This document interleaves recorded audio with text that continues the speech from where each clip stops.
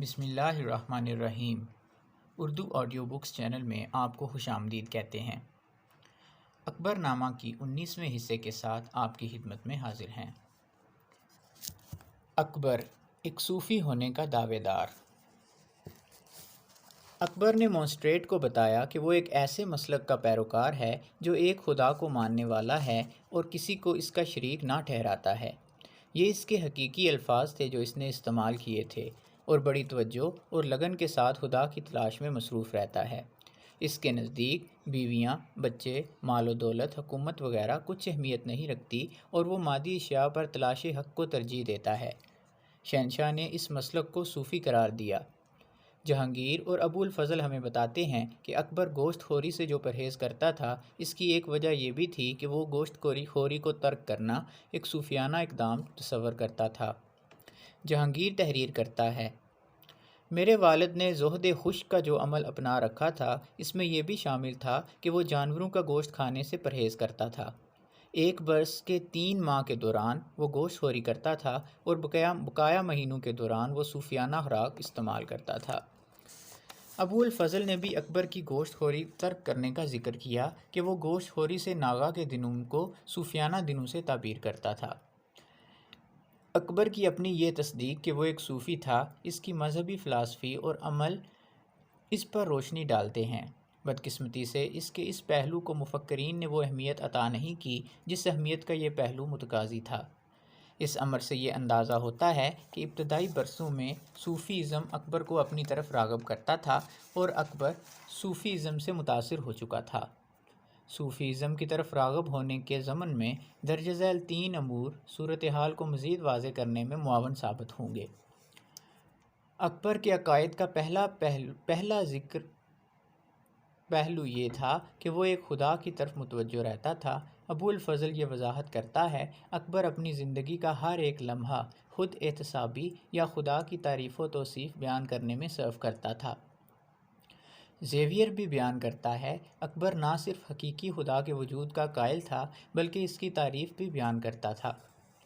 صوفی اس نقطۂ نظر کے حامل ہوتے ہیں کہ خدا ہی ایک حقیقت ہے، ایک سچائی ہے، باقی سب کچھ دھوکہ اور فریب ہے۔ شہنشاہ کے خدا کے ساتھ لگاؤ کو اس امر سے تقویت میسر آتی ہے کہ اس نے اپنے دین کا نام دین الہی رکھا۔ اس کے کیلنڈر کا نام بھی الہی زمانہ تھا، اس کی پیمائش کی اکائی کا نام الہی گز تھا، اور اس کے پیروکاروں کے دستوں کا نام آہد تھا۔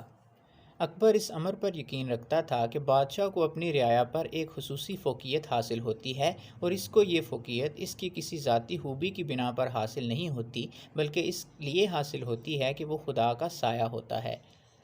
اکبر اس نقطۂ نظر کا حامل تھا کہ خدا کی عبادت ہر ممکن طریقے سے سر انجام دینی چاہیے۔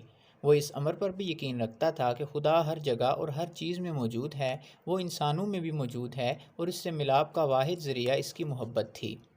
ایک موقع پر جے سورس یہ دیکھ کر حیران ہوئے کہ اس نے خدا کی عبادت پہلے عیسائی طور طریقوں کے تحت کی، پھر اسلامی طور طریقوں کے تحت کی، اور ماں بعد ہندو کے طور طریقوں کے تحت کی۔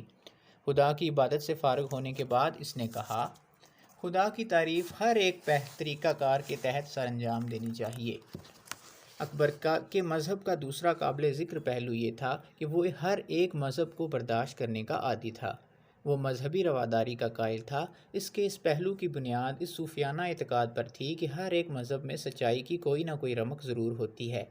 اس نے اعلان کیا تھا کہ یہ میرا فرض ہے کہ میں اپنی تمام رعایا کا خیال رکھوں۔ اگر وہ خدا کے بتائے ہوئے راستے پر چلتے ہیں تو مداخلت بیکار ثابت ہوگی، اور اگر وہ خدا کے بتائے ہوئے راستے پر نہیں چلتے تب پھر وہ میری توجہ درکار رکھتے ہیں۔ دیندار مسلمانوں کی نظر سے شہنشاہ کی یہ مذہبی رواداری اور برداشت ایک گناہ کے مترادف تھی، تاہم جہانگیر، جس نے بعد میں کئی ایک مذاہب اور کئی ایک نسلوں کی حامل سلطنت پر حکمرانی کے فرائض سر انجام دیے، اس نے اس امر کا اظہار کیا۔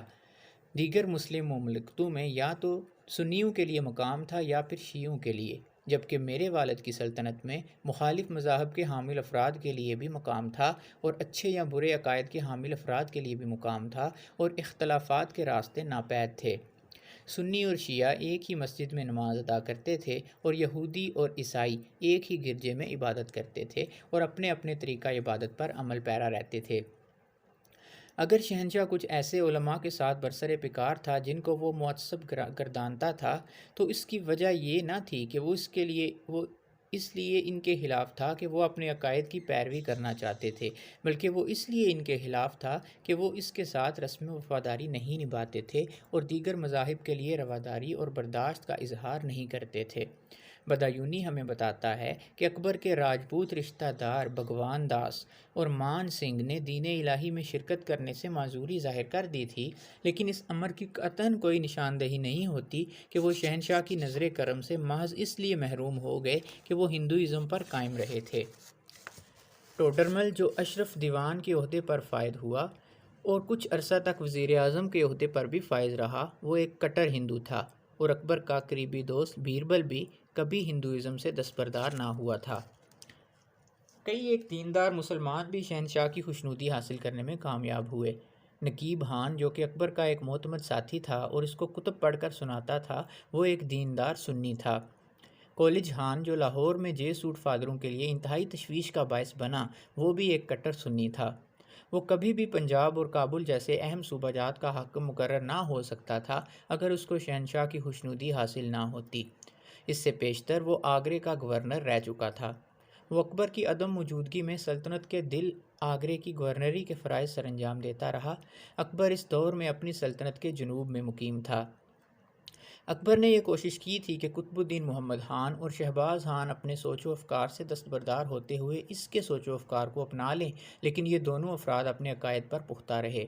اپنے اس عمل کے باوجود بھی وہ اکبر کی خوشنودی سے محروم نہ ہوئے اور شہباز خان نے مشرقی صوبہ جات میں بغاوت کو کچلنے کے سلسلے میں اہم خدمات سر انجام دیں۔ شیخ فرید جو اکبر کی حکومت کے آخری ایام میں میر بخشی کے عہدے پر فائز تھا، وہ بھی ایک دیندار مسلمان تھا۔ وزیر اعظم عزیز کوکا بھی کٹر مسلمان تھا۔ اس نے فادروں کی اس درخواست کی ڈٹ کر مخالفت کی تھی جس کے تحت وہ شہنشاہ سے یہ فرمان جاری کروانا چاہتے تھے کہ اس کی رعایا کا جو فرد عیسائی بننے کی خواہش رکھتا ہو وہ آزادانہ طور پر اپنی اس خواہش کی تکمیل کو ممکن بنا سکتا ہے۔ جے سوٹ فادر اگرچہ مذہبی رواداری کے حامل نہ تھے بلکہ مذہبی معاملات میں از حد متعصب واقع ہوئے تھے، لیکن اکبر ان کی محض اس لیے قدر کرتا تھا کہ وہ عالم فاضل تھے اور انہوں نے دنیاوی آسائشوں سے منہ موڑ رکھا تھا۔ اکبر نے کبھی کسی کو مذہبی بنیاد پر سزا نہ دی تھی۔ اس کے اپنے اہل خانہ کی بزرگ خواتین، مثلاً اس کی والدہ ہمایوں کی بہن گلبدن اور اس کی بیوی سلیمہ دیندار مسلمان تھیں، اور وہ ہمیشہ ان کا ادب و احترام کرتا تھا اور انہیں عزت بخشتا تھا۔ اس نے گلبدن اور سلیمہ کو فریضہ حج ادا کرنے کے لیے بھی روانہ کیا تھا۔ اگر ایک دیندار مسلمان ہونا اکبر کے نزدیک جرم ہوتا، تب بدایونی جیسا شخص کس طرح اس کے دربار میں پذیرائی حاصل کر سکتا تھا اور کس طرح اکبر کے اتنے قریب ہو سکتا تھا؟ وہ اکبر کی زندگی کے خاتمے تک اس کے قریب ہی رہا۔ اکبر کے مذہبی عمل کا تیسرا اہم پہلو یہ تھا کہ وہ بلا امتیاز مذہب نیک لوگوں کی قدر کرتا تھا۔ ایسے لوگوں کی قدر کرتا تھا جنہوں نے دنیاوی آسائش ترک کر رکھی تھی۔ وہ ان لوگوں کے خلاف تھا جو بظاہر یہ دعویٰ کرتے تھے کہ وہ خدا کے ساتھ لو لگا چکے ہیں، لیکن اندرونی خانہ مادہ پرستی میں مصروف تھے اور لوگوں کو دھوکہ دیتے تھے۔ اپنی زندگی کے ابتدائی دور سے ہی وہ صوفی ازم کی طرف راغب تھا اور جے سوٹ فادروں کی بھی اس لیے قدر کرتا تھا کہ وہ رہبانیت اپنا چکے تھے اور دنیا داری ترک کر چکے تھے۔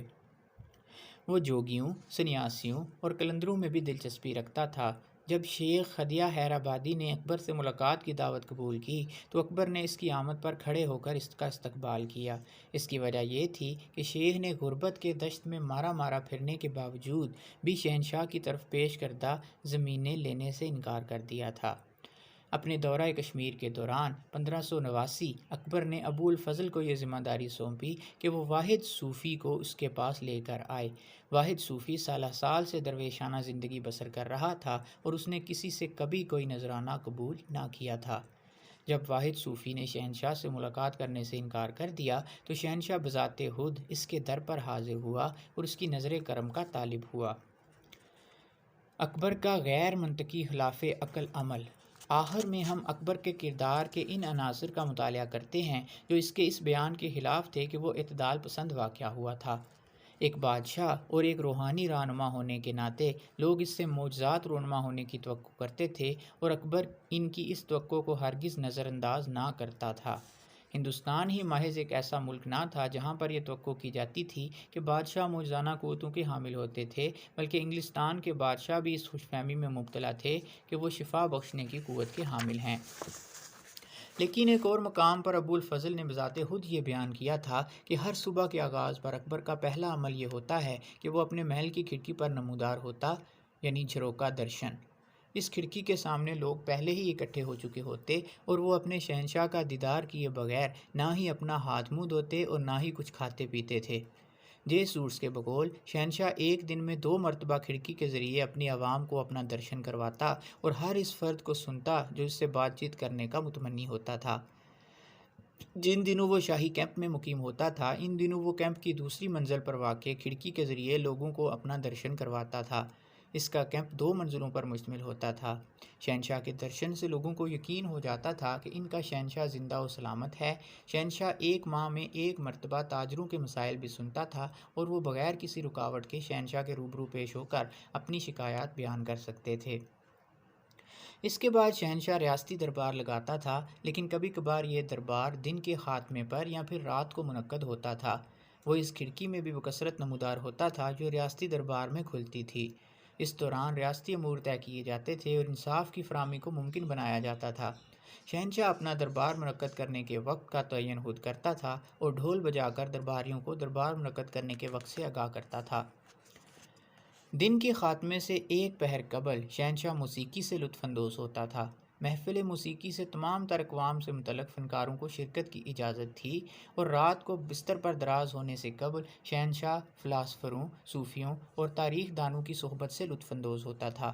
یہ محفل اس کے ایک ذاتی حال میں منعقد ہوتی تھی، کبھی کبھار وہ اس موقع پر ریاستی امور بھی نپٹایا کرتا تھا۔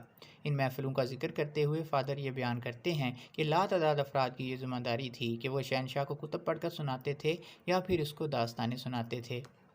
1598 میں زیویئر نے اس امر کو قلم بند کیا کہ اکبر رات کا بیشتر حصہ اس تاریخ کو سننے میں صرف کرتا تھا جو اس کو پڑھ کر سنائی جاتی تھی، اور چونکہ اس کو ایک حیران کن یادداشت سے نوازا گیا تھا، لہٰذا وہ اس مواد کو اپنے ذہن میں محفوظ رکھتا جو اس کو پڑھ کر سنایا گیا ہوتا، یا اس داستان کو اپنے ذہن کے گوشے میں محفوظ کر لیتا جو اسے سنائی گئی ہوتی تھی۔ اگرچہ اس کے ہزاروں ہاتھی تھے، لیکن اسے اپنے ہر ایک ہاتھی کا نام زبانی یاد تھا۔ اس کے علاوہ اسے اپنے کبوتروں، ہرنوں اور دیگر جنگلی درندوں کے نام بھی ازبر تھے۔ اسے اپنے تمام تر گھوڑوں کے نام بھی زبانی یاد تھے۔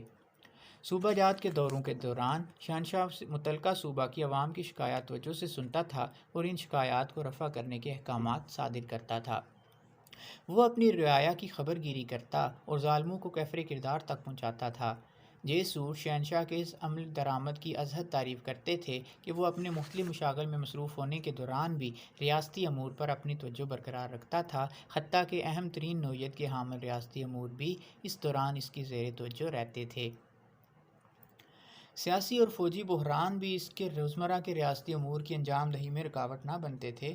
گجرات کی بغاوت کے دوران بھی شہنشاہ نے کئی ایک قوانین تحلیق کیے اور انہیں لاگو بھی کیا۔ فادر موسٹریٹ اکبر کے اس عمل سے ازحد متاثر تھا، جس کے تحت وہ اپنی رعایا کے ہر ایک طبقے کی اپنی ذات تک رسائی کو ممکن بناتا تھا۔ یہ جانچ کرنا ایک مشکل امر ہے کہ وہ کس طرح اپنے اس عمل کے ذریعے اپنی رعایا کے ان گنت افراد کی اپنی ذات تک رسائی کو ممکن بناتا تھا۔ اس مقصد کے لیے وہ روزانہ کسی بھی عام آدمی یا اپنے شرکاء کو یہ موقع فراہم کرتا تھا کہ وہ اس کے ساتھ تبادلہ خیال کریں۔ اکبر کی رعایا اپنے شہنشاہ تک اپنی رسائی کو قدر کی نگاہ سے دیکھتی تھی۔ دوسری طرف اس کی مذہبی اور نسلی رواداری کی بدولت اسے اپنی ریاست کے بہترین افراد کی خدمات سے استفادہ حاصل کرنے کا موقع میسر آیا تھا۔ اپنی رعایا کے علاوہ بیرون ملک سے بھی اسے بہترین افراد کی خدمات حاصل تھیں۔ اعتدال پسند مغل دربار اہل علم اور اہل ہنر افراد کو اپنی طرف راغب کرتا تھا۔ ہندوؤں اور ہندوستان کے مسلمانوں کے علاوہ اسے ایرانی، تورانی اور دیگر اقوام کی سپاہ میسر تھیں۔ مختلف مذاہب اور مختلف نسلوں سے تعلق رکھنے والی فوج تخت کی حفاظت کی بھی ضامن تھی، کیونکہ اس طرح کئی ایک عناصر ایک دوسرے کے بالمقابل ہوتے ہوئے حالت اعتدال برقرار رکھنے میں کامیاب ہوتے تھے۔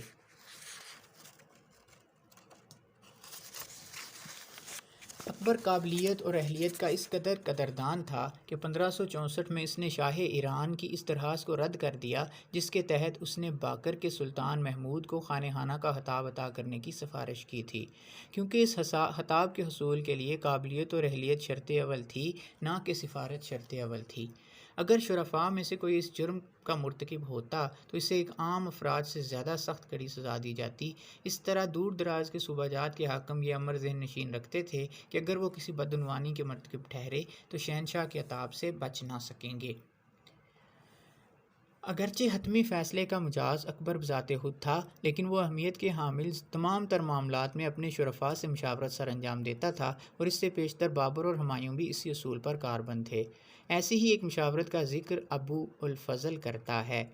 یہ مشاورت جولائی 1581 کو دیکھنے میں آئی تھی جبکہ اکبر دریائے سندھ عبور کر چکا تھا، اور اس کے ایک درباری نے اسے حاکم کا معافی نامہ پیش کیا تھا جس کے تحت اس نے اپنی گزشتہ بغاوت اور گزشتہ ناخوشگوار عمل کے لیے معافی طلب کرتے ہوئے آئندہ کے لیے یہ وعدہ کیا تھا کہ وہ ایک اچھے عمل کا مظاہرہ کرے گا۔ اب سوال یہ سر اٹھا رہا تھا کہ کیا اکبر حاکم کو معاف کر دے اور اپنی جاری پیش قدمی روک دے یا پھر کابل کی طرف پیش قدمی جاری رکھے۔ چونکہ مشاورت حاصل کرنا شہنشاہ کی ایک قابل تعریف عادت تھی، لہٰذا اس نے افسران اعلیٰ کو طلب کیا۔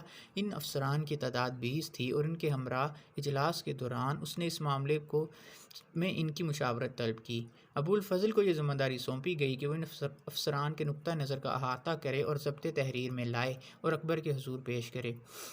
ابو الفضل بذات خود اس نقطہ نظر کا حامل تھا کہ کابل کی طرف پیش قدمی جاری رکھی جائے، لیکن دیگر افسران اس نقطہ نظر کے حامل تھے کہ حاکم کو معاف کر دیا جائے اور گھر واپسی کی راہ اپنائی جائے۔ اگلے روز جب اکبر کی موجودگی میں دربار اجلاس منعقد ہوا تو ابو الفضل اس اجلاس میں غیر حاضر تھا، کیونکہ دیگر افسران اس کے نقطہ نظر سے متفق نہ تھے اور اس کی صورتحال بہتر دکھائی نہ دیتی تھی۔ افسران نے شہنشاہ سے درخواست کی کہ ان کی یہ متفقہ رائے تھی کہ حاکم کو معاف کر دیا جائے اور فوج کو واپس ہندوستان کا سفر اختیار کرنے کا حکم صادر کیا جائے۔ افسران نے شہنشاہ سے درخواست بھی کی کہ یہ ان کا متفقہ فیصلہ تھا کہ ابو الفضل اپنی غیر حاضری کی وجہ سے جس جرم کا مرتکب ہوا تھا اسے معاف کر دیا جائے اور فوج کو ہندوستان واپسی کا روانگی کا حکم جاری کیا جائے۔ جب اکبر نے خصوصی طور پر ابو الفضل کا نام لیتے ہوئے پوچھا کہ یہ دریافت کیا کہ کیا ابو الفضل بھی ان کی رائے سے اتفاق رکھتا ہے، اس سوال کے جواب میں افسران نے اقراری جواب دیا۔ اکبر ناراض ہو گیا اور کہا وہ ان سب کو پیچھے چھوڑ جائے گا اور خود اپنے پیروکاروں کے حملہ کابل کی طرف روانہ ہو گیا۔ تاہم ابو الفضل اس وجہ سے اپنے آقا کی ناراضگی سے بچ گیا کہ ایک افسر نے اگلے روز یہ اعتراف کر لیا کہ در حقیقت ابو الفضل دیگر تمام افسران کی رائے سے متفق نہ تھا۔